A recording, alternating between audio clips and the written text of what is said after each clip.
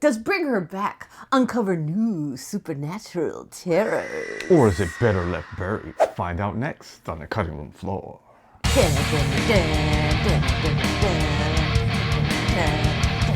What's up, misfits and metalheads, and welcome to another episode of the cutting room floor. We are from the band Cut Like This.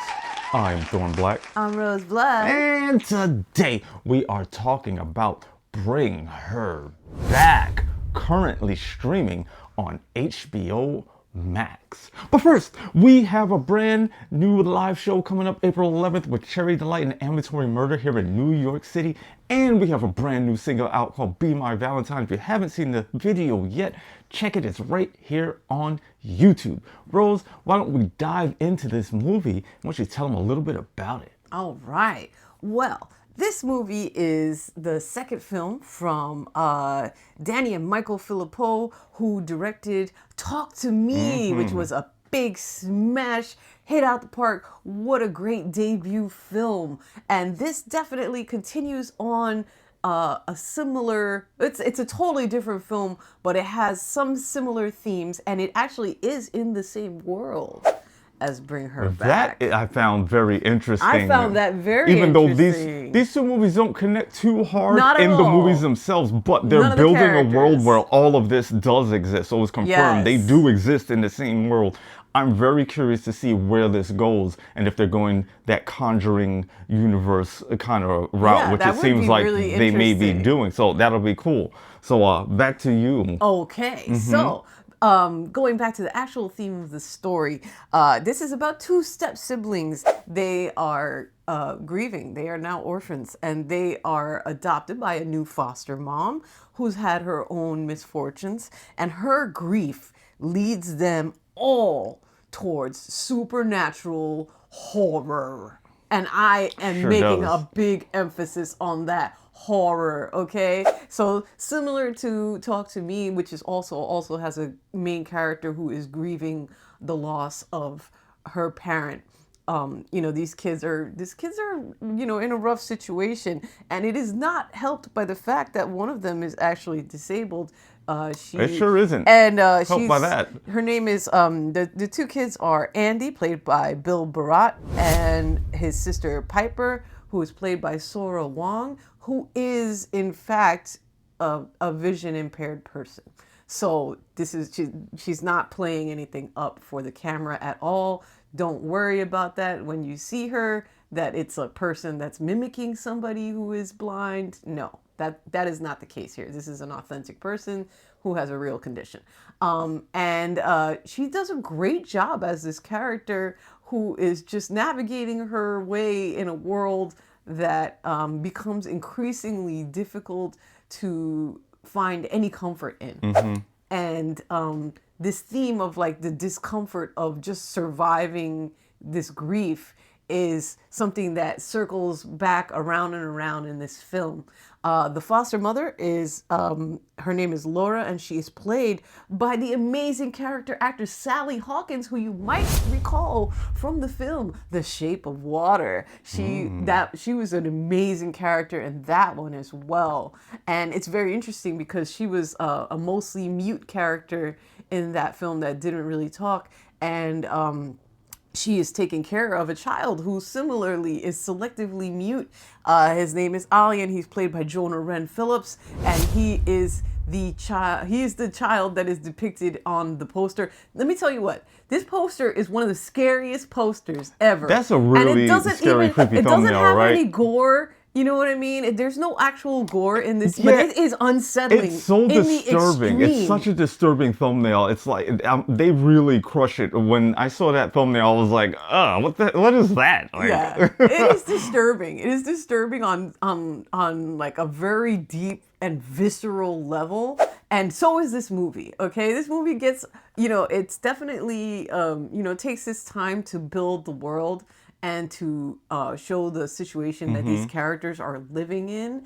The character of Laura is very, very interesting because she is at times so manically happy, and at other times so it's like she's so light and flitting around, and she's like just it's like seems like somebody that's trying really hard to be like a good foster mom.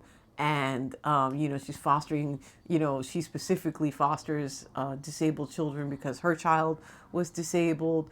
And it's very interesting, like just seeing how she moves through the world, and depending on who is around, how she acts. It reminded me a little bit of the Aunt Gladys character I in was Weapons. just about to say that. I definitely got like vibes of Aunt Gladys from this character. Absolutely, absolutely. Because like with Aunt Gladys also, it's like she looks like somebody you don't want to trust right off the bat. And, this person is somebody that when you see her, you would trust her. She looks, she is a grieving mom of a, you know what I mean? It's like just some of the characteristics. I like how it's just not the just straight overtly over the top evil kind of villain. No, because she's at all. not actually evil. Even though she may be doing bad things, she is coming from a place of loss and grief. So her intentions aren't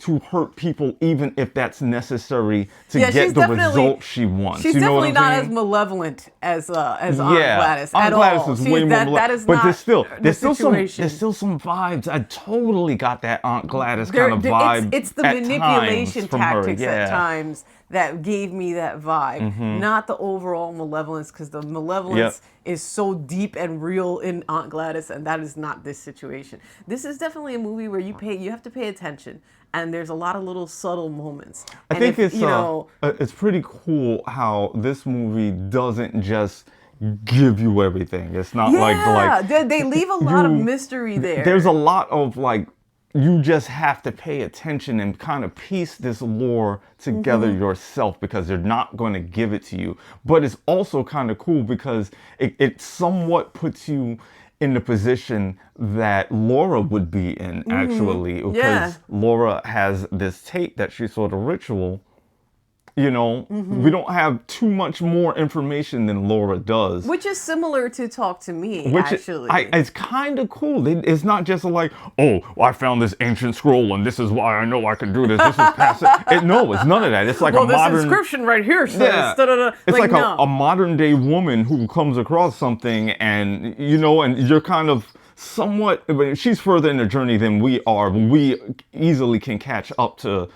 what she knows, but it's just interesting how they do it. It's not just a normal, just like, here's all the everything and how and why. It's like, nope, you don't get that. You got to piece it together and pay attention. Yeah, and it's kind of cool. It's kind of cool picking those little breadcrumbs up and piecing this creepy story together. Absolutely. And this story is creepy.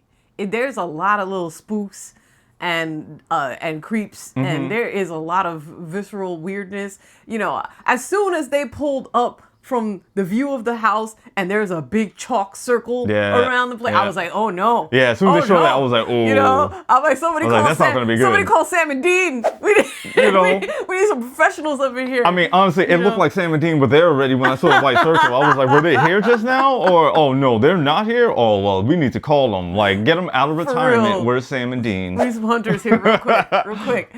It's atmospheric. It's very interesting. Even though it's not like an action film, it doesn't drag really. It doesn't. As you're just like watching the journey, you're watching these kids and like they're kind of like... I can easily get bored with things when there's not enough going on, and I didn't find myself being bored with this one, even though it wasn't some of the typical way I like some of like my horror monster kind of stuff. It was a little bit slower of a burn, but I didn't feel like I was just in a slow movie. It was just so interesting and intriguing, and then I'm piecing together all these pieces of the story because, like I was saying, they don't just give it all to you. That I found it very interesting, actually. Yeah, they paced it well, they shot it nicely, and now it's time for us to rate it. If you're new here, we like to rate via chainsaw, with 5 chainsaws being a cinematic masterpiece of horror. 1 chainsaw. Well, you ain't bringing anybody back with that. Let's just say that. Nope. All right, you can't even trim your nails with it. It's not doing anything. So all of that being said, Thorn Black, how many chainsaws will you give to bring her back? I'm gonna give Bring Her Back a 4.5 out of 5 chainsaws. Vroom, vroom, vroom. Vroom, vroom. I think this is just a really well done, thoughtful movie. They're definitely doing something good with their storytelling, with their horror telling, with building their universe. Now that I know they are building a universe, because granted, these two don't really connect yet, but I'm sure as things keep moving, since they confirmed that it will. I like the breadcrumb telling of the story along the way, piecing all this crazy lore and stuff together, Yeah. seeing like just the both sides of Laura. You know, she's not just straight evil, even though she's doing evil things, but that's what makes her more of a real person and like a complicated character. Yeah, this isn't necessarily my normal like pace of movie, but it works really well. I really enjoyed it. I think it's great storytelling, and I'm looking forward to seeing what these guys do. This is only their second movie, I believe. Yeah, right? I believe so, I'm yeah. really looking forward to what else these guys do.